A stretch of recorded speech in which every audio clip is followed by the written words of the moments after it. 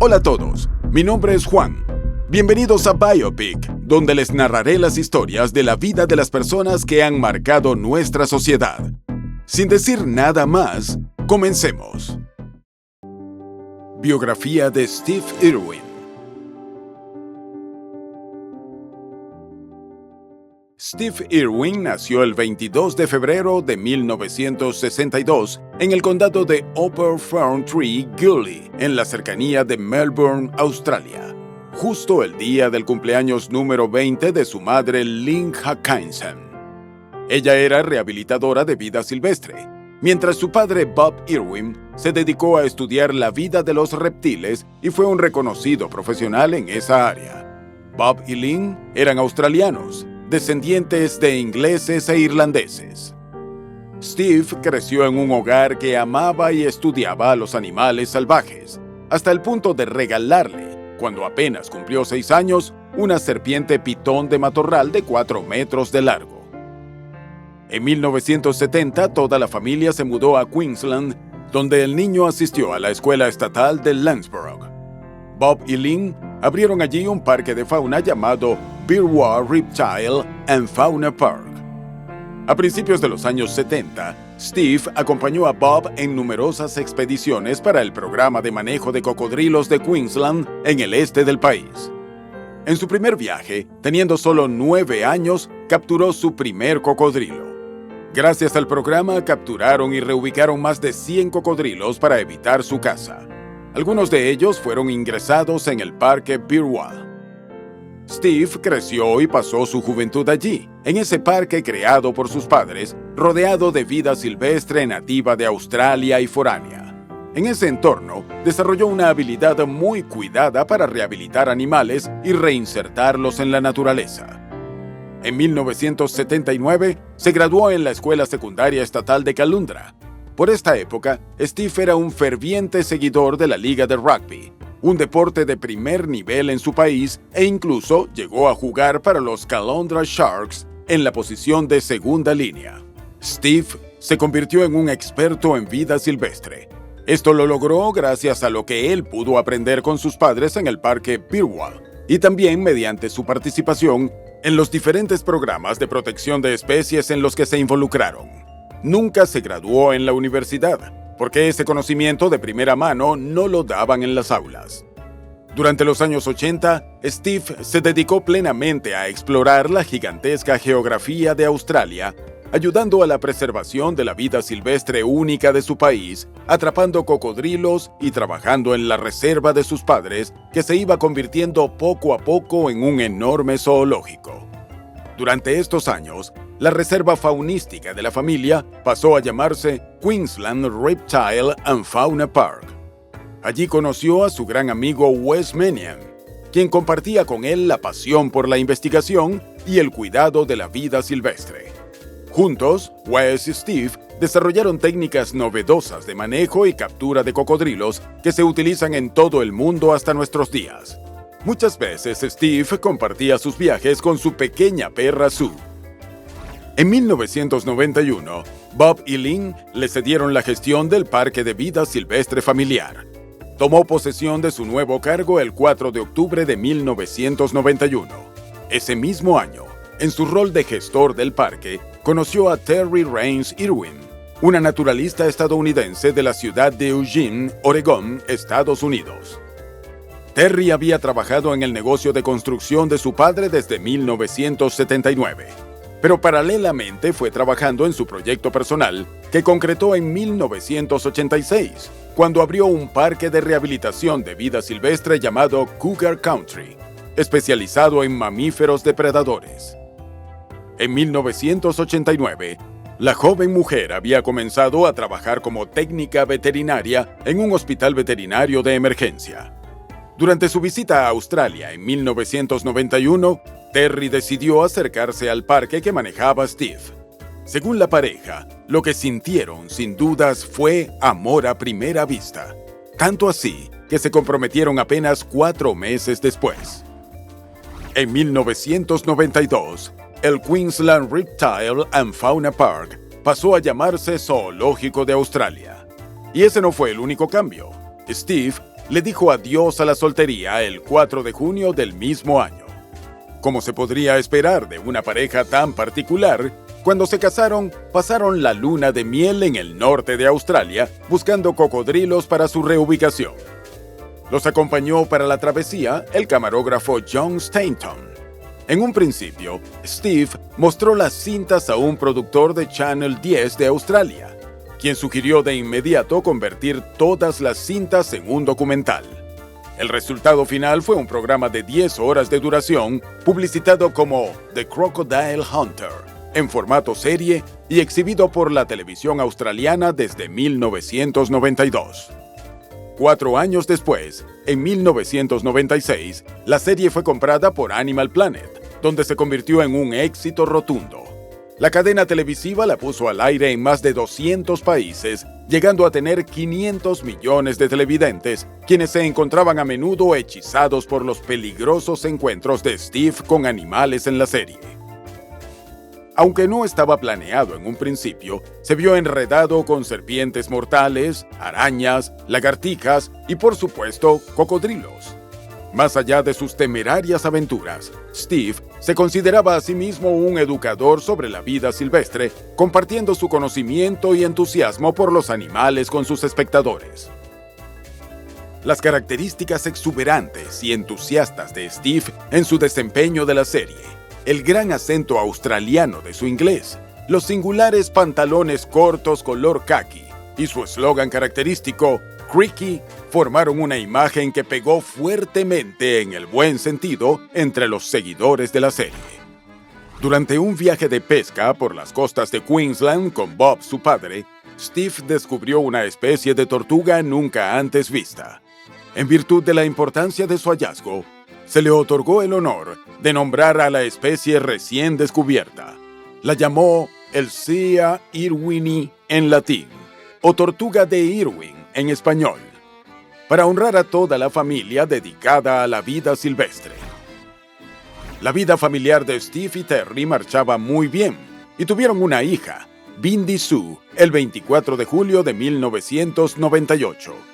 Su nombre hacía referencia a 2 animales amados por Steve: Bindi, un cocodrilo de agua salada, y Sue, una perra Staffordshire Bull Terrier que fue su gran compañera de aventuras durante parte importante de su vida.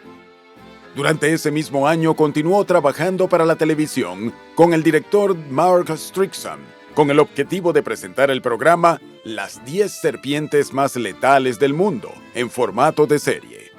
También apareció en varias presentaciones del Tonight Show with Jay Leno, reconocido programa de la televisión estadounidense.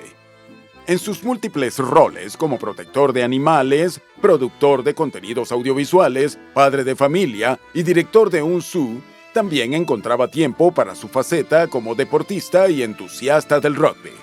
Uno de los momentos que el público disfrutó más fue un episodio detrás de las cámaras de Cazador de Cocodrilos, donde se mostró a Steve y su grupo de grabación detenidos en una gasolinera en una remota ruta de Namibia, mirando por televisión la final de la Copa del Mundo de Rugby de 1999.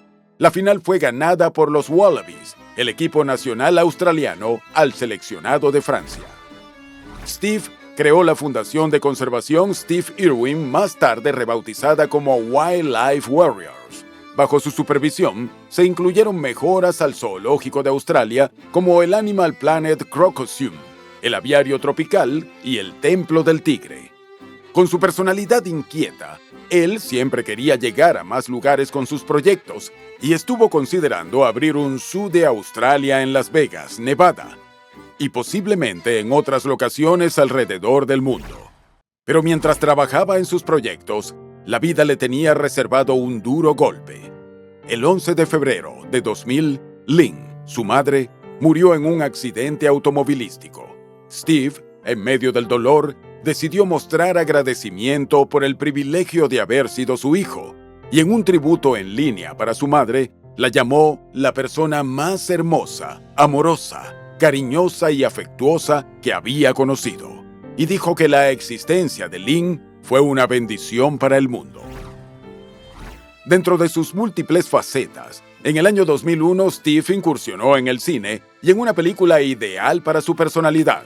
Tuvo un pequeño papel en la película Dr. Dolittle 2, protagonizada por Eddie Murphy, quien tenía el don de hablar con los animales. En el film, se vio a Steve preparado para atrapar a un cocodrilo, pero el animal no entendía que se trataba de un rescate para llevarlo a un lugar mejor y le dijo a Dolittle que engañaría a Steve y luego lo mordería. Dolittle no tuvo tiempo de avisarle los planes del animal y Steve terminó graciosamente atacado por el reptil. También en 2001 fue galardonado con la Medalla del Centenario por sus servicios a la conservación global y al turismo en Australia. En su discurso de agradecimiento, Steve destacó que lo consideraba un premio muy importante, ya que era un fiel reflejo de sus esfuerzos de toda una vida en favor del conservacionismo y la vida silvestre animal. Cuando llegó el 2002, Steve y sus allegados se vieron involucrados en actividades muy significativas y que proyectaron aún más su imagen como protectores de la vida animal en Australia.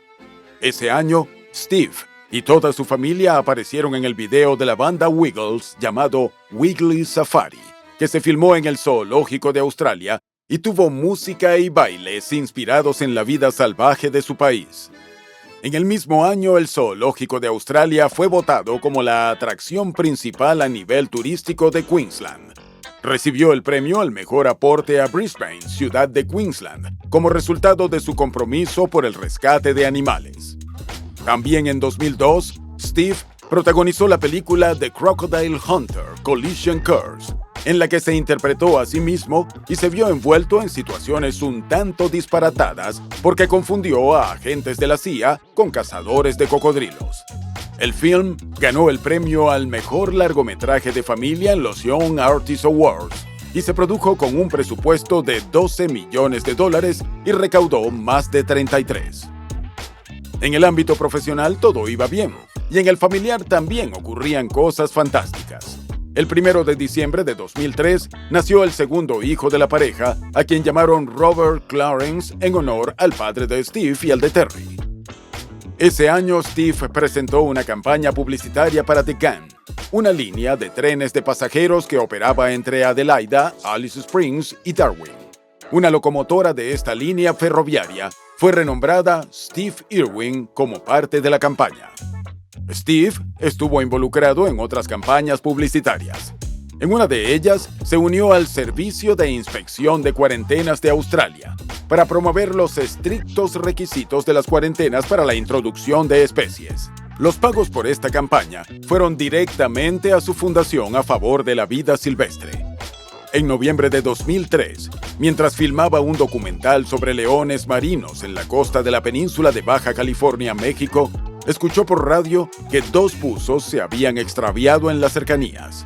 Steve y la tripulación suspendieron todas sus actividades para ayudar en la búsqueda y se dedicaron de inmediato a patrullar las costas de la isla donde sucedió el incidente.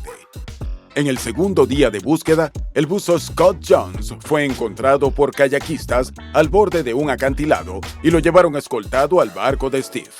El otro buzo era una mujer y desafortunadamente fue hallada muerta ese mismo día.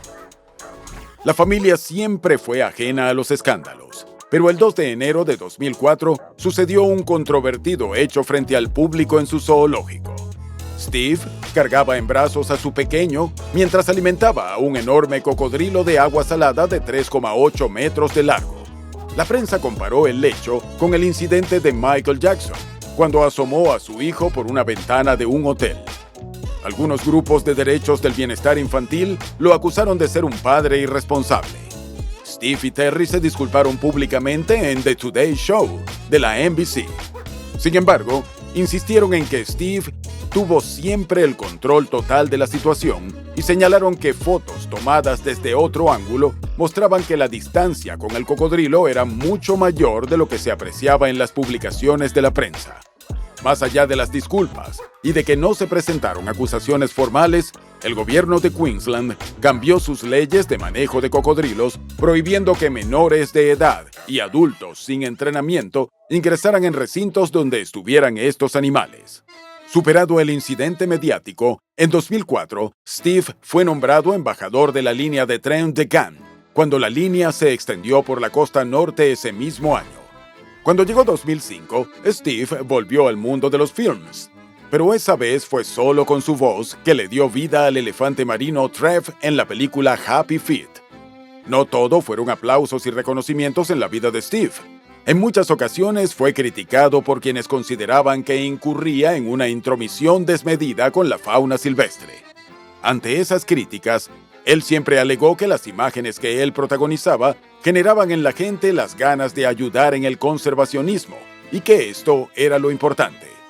Durante sus años de éxitos televisivos, donó $1 millón al año para su organización benéfica Wildlife Warriors, y compró enormes extensiones de tierra en toda Australia para devolverlas a su estado natural.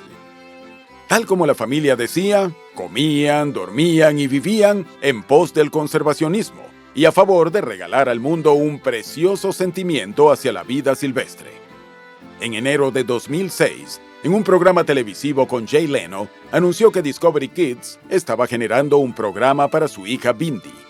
A mediados de ese año, Steve y Terry establecieron un plan de negocios de 10 años para su querido zoológico.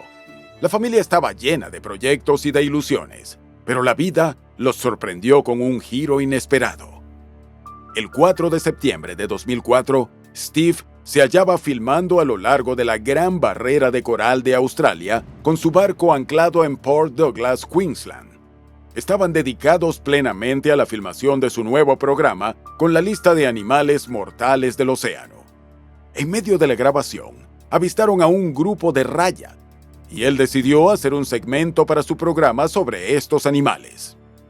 Aunque las rayas poseen una cola en forma de púa y con un veneno que puede poner en peligro la vida humana, son animales dóciles y fáciles de tratar. Los camarógrafos y Steve comenzaron a bucear entonces en una zona poco profunda para mostrar de cerca al grupo de rayas. Mientras Steve nadaba encima de una raya macho, inexplicablemente el animal lo atacó, hundiéndole su púa en el pecho. La herida fue letal. Le atravesó el corazón. Los miembros del equipo que estaba sumergido con él lo llevaron a bordo del barco, donde parte de la tripulación le practicó RCP. Lo llevaron rápidamente a las Islas Lowe, que se hallaban en las cercanías, pero al llegar, el personal médico lo declaró muerto. Tenía 44 años, un lindo hogar y muchos planes para ayudar al planeta, en especial a los animales peligrosos como el que le quitó la vida. En toda la historia de Australia, el de Steve fue el tercer caso de ataque fatal de una raya. Las muestras públicas de dolor por la muerte de Steve no se hicieron esperar. Desde el primer ministro de Australia, John Howard, hasta el actor hollywoodense Russell Crowe y una enorme cantidad de fanáticos de todo el mundo. Su padre Bob explicó que él y su hijo siempre fueron conscientes del peligro al que se exponían y que nunca dejaron de tomar las precauciones necesarias. Su consuelo era que, sin dudas, había muerto haciendo lo que siempre amó hacer. La producción de Ocean's 8 List se completó y transmitió por Discovery Channel 4 meses después de la muerte de Steve, sin alusión ni escenas del momento fatal, pero rindiendo homenaje al hombre que dejó su vida, mostrando a todos el gran valor de la naturaleza y de las especies más increíbles. Philip Cousteau Jr. fue el encargado de terminar la filmación del documental. Terry declaró años después que las imágenes de la herida y del momento del ataque habían sido destruidas para que nadie las utilizara. En el Parlamento australiano, el 5 de septiembre de 2006, hubo discursos de condolencias del gobierno y de la oposición. Las banderas en el puente del puerto de Sydney se bajaron a media asta en honor a Steve. Sus amigos y familiares celebraron un modesto funeral en Caloundra el 9 de septiembre de 2006. Fue sepultado en el Zoológico de Australia, en un sitio inaccesible para el público.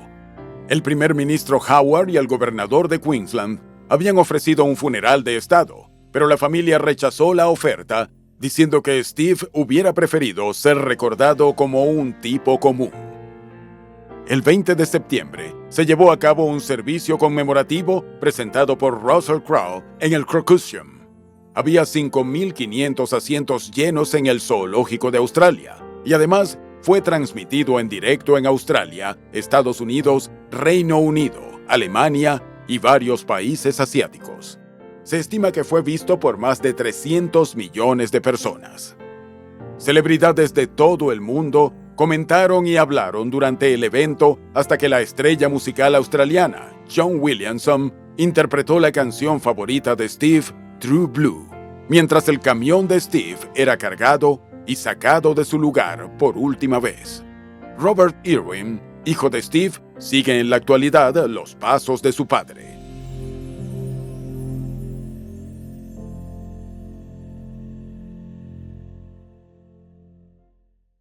Y bueno, hasta aquí el video de hoy. Cuéntame en los comentarios qué te ha parecido. Y antes de irte, no te olvides de dejarle un me gusta y suscribirte al canal. Hasta la próxima historia.